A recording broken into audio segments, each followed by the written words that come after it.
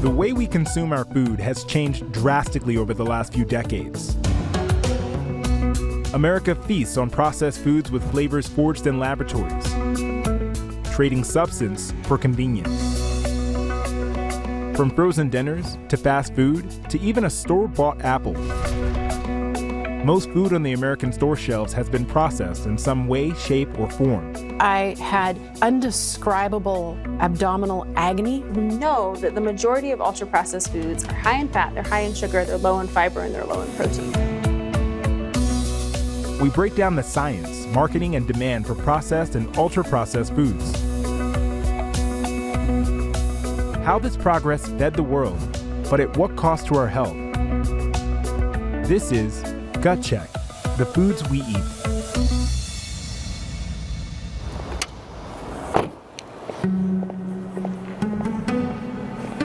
My life was very busy prior to Daily Harvest. They gave this sense that they were sourcing their food carefully from farmers, that they were having a higher standard for their food, and that we were eating organic, vegan food.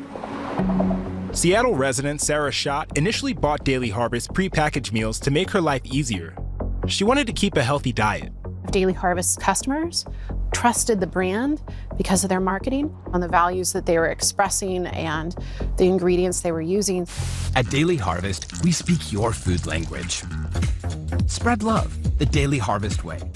But Sarah fell ill. I was sick for about 2.5 months, and I had undescribable abdominal agony, and my extremities were so cold I couldn't get warm. She says she was sickened from terraflower and the lentil and leek crumbles from Daily Harvest. Terraflower is derived from a plant found in South America and is an additive that has not been vetted by the FDA. It feels like your intestines are being run with acid while also being shredded. Your kidneys feel so sore that you're just hunched over in fetal position. And at one point, I was so cold, even though I'd set the thermostat to 76 degrees. My husband was like, we have to turn it down in here. And I said, I will divorce you. The products from Daily Harvest ended up being linked to close to 400 illnesses across 39 states. The lentil and leek crumbles were voluntarily recalled in June of 2022. Sarah's illness led her to the ER, but in severe cases, some patients who were allegedly sickened by terraflower required surgery to remove their gallbladders. In a statement to ABC News, Daily Harvest says they've since adopted a stricter review of ingredients and now only use ingredients with a proven track record of safe use in the US or the EU. Sarah says she received an award letter of $15,000 from Daily Harvest, but has yet to see any money. Daily Harvest said they fulfilled the terms of the settlement. I was out about $15,000 a year in out-of-pocket medical costs. Had to take over 1.5 years off of work, which has been a stress on my family. I'm still dealing with severe post-toxin health impacts. And because nobody knows what the long-term health issues related to tar seed poisoning are, doctors can't help me other than try to alleviate some of my symptoms. I do not feel protected by the American food system. We're told to eat healthy, to read the label, and so many influencers and wellness folks are telling us what foods are good or bad or clean or dirty. That all means unpaid labor we have to do to protect ourselves. We've created a food system where essentially you can import on a pinky promise. Sarah's illness happened because of the way the American government oversees our food supply. The Food and Drug Administration abides by the GRAS principle, which stands for Generally Recognized as Safe. A legal loophole allows companies to declare an additive as generally recognized as safe without a formal safety review. In 2024, after the recall, the FDA declared that there wasn't enough data on terraflower to consider it GRAS, therefore restricting its use as a food ingredient. We have a system when a company is designing a food product and they're picking the ingredients to put in there, they're in charge of deciding whether the ingredients are safe. So through generally recognized as safe, companies are able to skip over some of the processes of safety in order to get additives. They skip almost over all of them. So the law says that if you have a new additive that you want to put in food, great. You just need to do the studies, bring your science to the FDA, have them review your petition, and get the additive approved. They passed that law, went into effect, but no one gave the agency more money to do that. Well, the companies got frustrated, said, you know, you're not approving our additive, you're holding things up. So the companies just reached a point where they say, well, what if we just say, you know, we have someone in-house who's, you know, is willing to testify later, it's safe. Is that good enough even if we don't send you any paperwork? And somehow the FDA agreed to that. In a statement to ABC News, the Department of Health and Human Services says that under RFK Jr., the FDA is, quote, developing a proposed rule to require mandatory GRAS submissions for new substances, ending self-GRAS determinations, adding that this newly proposed rule is in final review. When food makers add additives and take other steps to refine their food, that food is typically referred to as ultra-processed. It's impossible to talk about the American diet without mentioning them. In a study published by the CDC in August, people aged 1 to 18 consumed over 60% of their calories from ultra-processed foods. For adults, it was a little lower, around 50%. Can you grab me a lemon? But Gretchen Adler, a health and wellness content creator, is forging a different path when it comes to her family's diet. How was it? Mama, It's really good. can I try? Yeah. Strong. Extra virgin olive oil, organic. I've been on Instagram since Instagram launched. Making dinner looks something like this pretty much every night. And when I started having babies, I really transformed my lifestyle and the food became very important. Here's everything I made for my 4-year-old's birthday party. And I started showcasing what I was making in the kitchen. People were very interested in what I was showing, from homemade butter to homemade sour cream. And I realized that people, they're drawn to this lifestyle, but they don't know how to live it. As you can see, this meat is extremely tender, super soft. It cooked at a low temperature. Gretchen says she's always led a clean and healthy lifestyle, and she isn't alone. Let's make healthy foods affordable. For years, there has been a growing online movement around so-called healthy and clean eating. Taking back your family's health, their well-being, and their future back into our hands. And Health Secretary RFK Jr. embraced this trend as a part of his Make America Healthy Again initiative, later backed by the Trump administration. And we cannot be a strong nation if we do not have a strong people. While the Trump administration adopted the rhetoric of the MAHA movement, they have at the same time rolled back regulations and cut programs that supported fresh, locally sourced foods. But the conversation around ultra-processed foods has continued to dominate public attention. I definitely avoid all ultra-processed foods. Nourishing my family is the most important thing to me. The kitchen is the heart of the home. When MAHA started, it really aligned with me because I had already been living that way for many years, and this is what I was showcasing to my audience. So for that reason, I felt drawn to the MAHA movement. I personally never want to be involved politically, but what the MAHA stands for is what I stand for as well.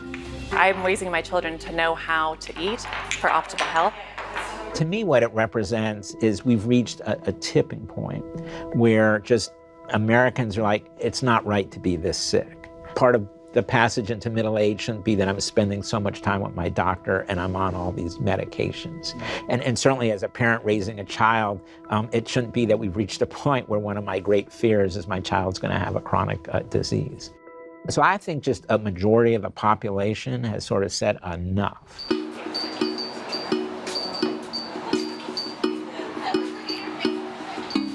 I come here almost every week to gather all of my ingredients, produce, vegetables, and fruits that I'm going to be using for the upcoming week to serve all of my healthy meals. A study by the CDC shows that lower-income Americans consume more calories from ultra-processed foods than families with the highest income, highlighting how time and food access helps shape nutrition. Gretchen insists, though, that her content is for everyone. Thank you so much. This is not geared to one specific person. I truly believe that everybody should live like this. showing people what they need to do, why it's important to their health, and really how to go about doing it. And once people find out that this really is a lot easier, I think it just takes education, and at a minimum, if we can have the food standards that Europe has, that would be a huge win. Europeans don't adhere to the GRAS principle like the FDA. Instead, a product or additive must be proven safe before it hits grocery stores. In America, we almost wear it as a badge of honor that we don't believe in the precautionary principle. We really do wait till our house is on fire to solve a problem. Where in Europe, they're saying, it's better to prevent some of these problems because we may not have the resources and expertise to do it. I'm Maggie Rulli in Europe, and in France, food and culture are inseparable. The baguette, for instance, has protected UNESCO heritage status. We're at a French bakery in Paris with baker Louis Hamel to see what goes into the making of this French staple. I am very excited to learn everything about how to make a baguette. We tried to make a very good baguette today. Are you ready? I'm nervous. I only see 4 ingredients out here. Only 4 ingredients and many knowledge. So how do you turn these 4 simple ingredients into the baguette? What's the first step? We need 700 grams of water. How important is it to get the measurements exact? It's important, but when we mix the dough, you can put more water. Okay. If the taste is very smooth, because it's living. A small, very small quantity of yeast. After we put some salt, it's 18 grams. In France, you cannot put more than 18 grams in the bread for a kilo of flour. As of 2023, the French government modified the amount of salt allowed in a baguette as a public health measure. The law, 1.4 grams of salt for every 100 grams in a traditional baguette. The last of the part is to roll it like this, very slowly. Yeah. And me, I like to make these things at the end. Is that just your own special flair? Yeah, because it's very crunchy at the end in the oven. Yes. It's very good. Okay.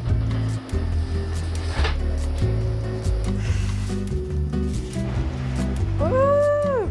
This is what I've been working towards. Oh, did you hear that? Wait, let me do it near the microphone. Oh my gosh. Oh. I know I made this, so I'm bragging, but it's crunchy, it's soft, there's flavor, there's bite. When you have baguettes in other places of the world, what do you think? It's not baguette. Sorry for that. Yeah, if you're having a baguette in America, it's not a baguette, is it? The bread staple in America tends to be sliced bread, and we went to a French grocery store on the hunt to find it. So I actually just found this in this French store. It's American-style sandwich bread. Because this isn't like you're going to the boulangerie here in Paris and it's only 4, but it still only has around 8 ingredients. In America, sliced bread is generally considered ultra-processed, as are other American staples. Dr. Sutton, what do you have? Understanding the difference between a minimally processed food and an ultra-processed food. This is a potato. It's been uprooted out of the ground, it's been cleaned to some degree, and brought to the supermarket so that it can be brought home and eaten. This is a potato chip. Potatoes were used, pulverized, ingredients were added to change the taste, the texture, and make something that's shelf-stable, and make something that's delicious. Back in Paris. Taking a look at some pre-made meals in the grocery store, came across a can of ravioli. So the ingredients are mostly just all real foods, things like carrots and beef and onions, some natural flavorings.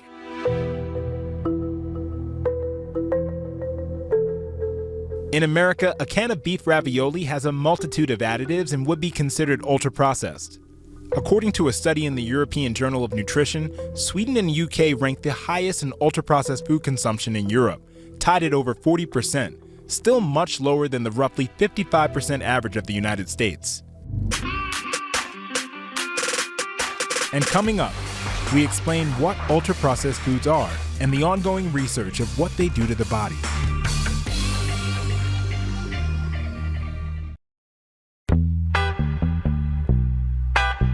Additives have become an important part of the U.S. diet. Close to 70% of the food supply has them.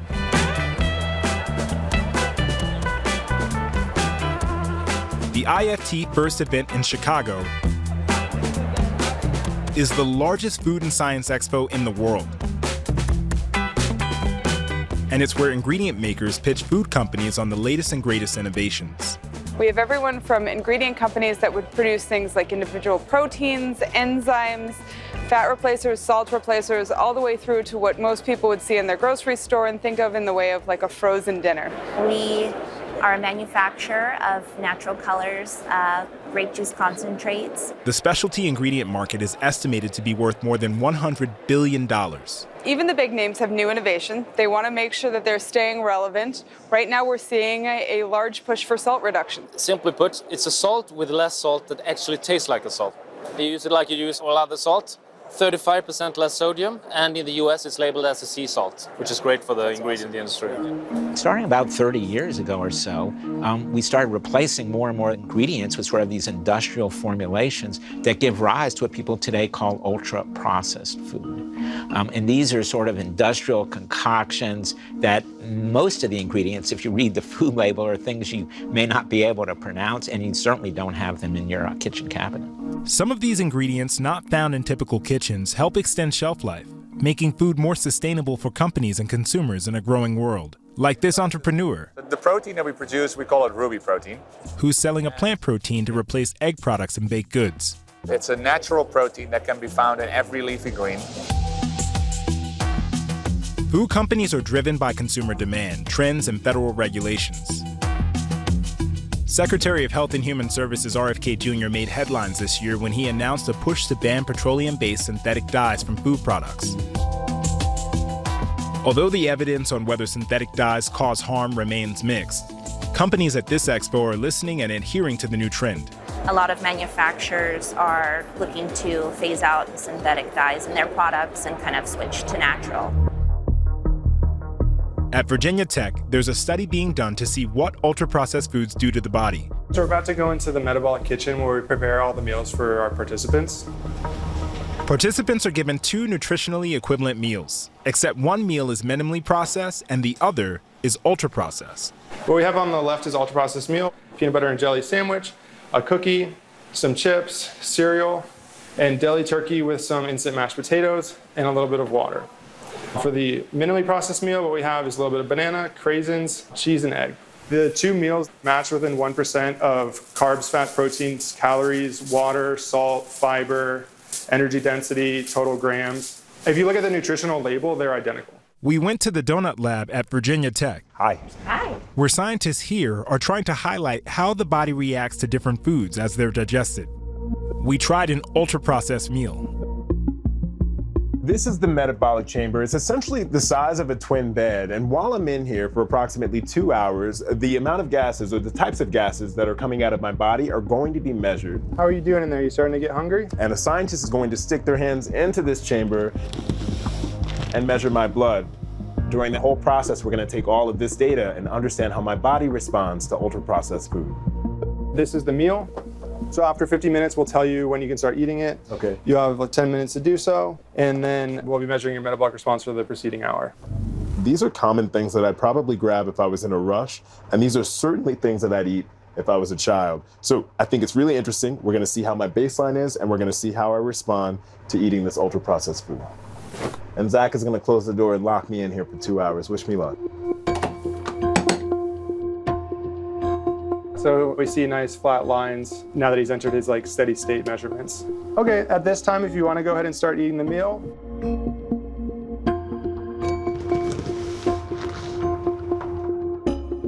After repeated blood draws, it's time to see how my blood sugar changed after eating the ultra-processed meal. So we're seeing a pretty big increase now. He started at right around 100. At minute 20, we saw it go up slightly, and now we're up to 133. And so now that the food's fully been digested around minute 40, we're seeing quite an increase. All right, we're all done. We are done with that part. So we've completed the metabolic chamber. We've measured how my body responds to eating processed food, both in the gases that are released, but also in the blood test. What exactly are we looking at here? This is the blood sugar response to the meal you just ate. Okay. And we have the group average from the other participants.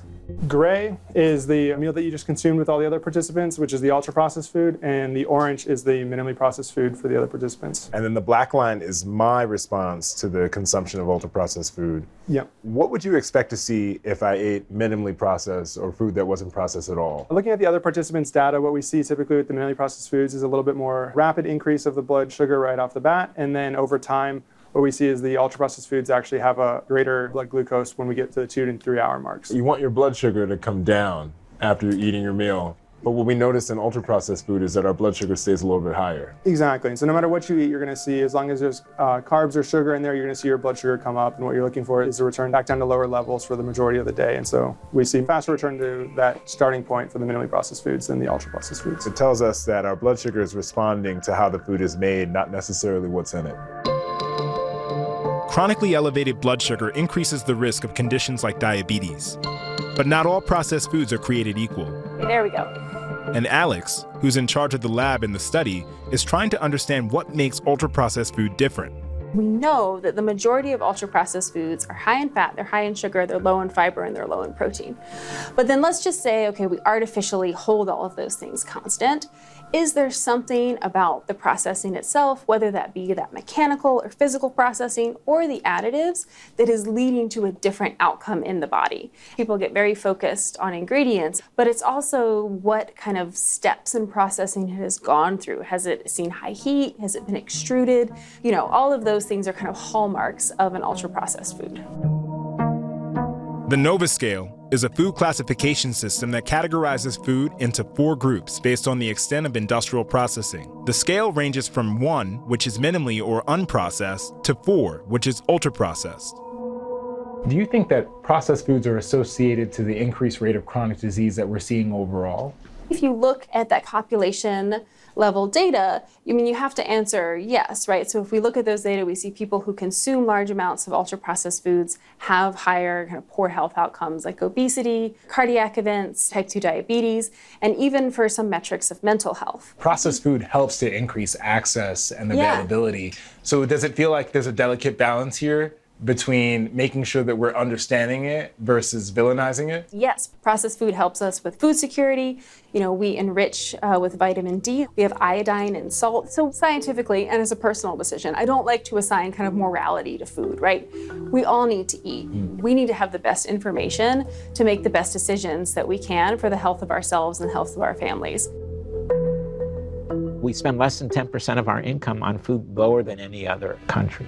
Americans are demanding, I want cheap, convenient, delicious food. But what they don't realize is their choices send the signal to companies that taste, cost, and convenience are the primary things, and the companies just focus on that alone. The discussion on color additives, is that even a discussion that would change health in any way? Color additives is a decent place to start. You know, ultra-processed food are these sort of industrial concoctions. They're these powders and other ingredients. Where we even find it edible, it's because of the cosmetics. It's the colors, it's the flavors that are then added to it that make it delicious to us. In Europe, some food dyes are banned or heavily restricted. Maggie Rooley, back in Paris. This one totally blew my mind when I first bought them here. M&Ms. Okay, you're expecting them to be the normal bright M&Ms that you're used to, but look at these colors. They're all more muted. The red especially stands out for me. That's totally different than what you see at the States. Increased public attention has rallied companies to change their food coloring formulas, as we saw at the Food Science Expo in Chicago. In a statement to ABC News, Mars Inc., the company that owns M&Ms, said that some of their products in the United States, including M&Ms, will be available without food, drug, or cosmetic colors in 2026. And while the food landscape in the U.S. is constantly and rapidly changing, it's still up to the consumers to determine what is good, safe, and healthy for them, for now. There's a lot of fear out there, and I've been through the worst, right? I come out the other side, I still go and get a slice of pizza.